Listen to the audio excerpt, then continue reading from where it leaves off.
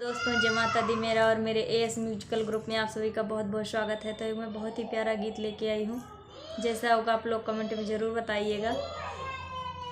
हे निमिया काहे का तीत तोरी पतिया, हे निमिया काहे का तीत तोरी पतिया, तीत तोरी पतिया हो तीत तोरी पतिया, तीत तोरी पतिया हो तीत तोरी पतिया, हे निमिया काहे का तीत तोरी पतिया, हे निमिया काहे का तीत तोरी पतिया।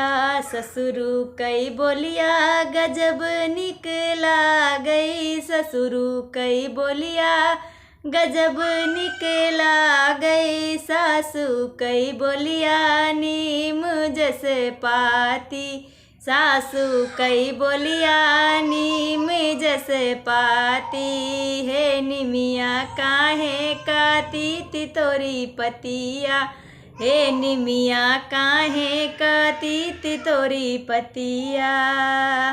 जेठऊ कई बोलिया गजब निकला गई, जेठऊ कई बोलिया गजब निकला गई, जेठनी कई बोलिया नीम जस पाती, जेठनी कई बोलिया नीम जस पाती, हे निमिया काहे का तीत तोरी पतिया, हे निमिया काहे का तीत तोरी पतिया।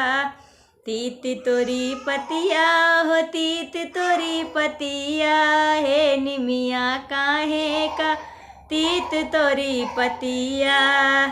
देवरू कई बोलिया गजब निकला गई, देवरू कई बोलिया गजब निकला गई, छोटी कई बोलिया नीम जस पाती, छोटी कई बोलिया नीम जस पाती, हे निमिया काहे का तीत तोरी पाती, हे निमिया काहे का तीत तोरी पतिया।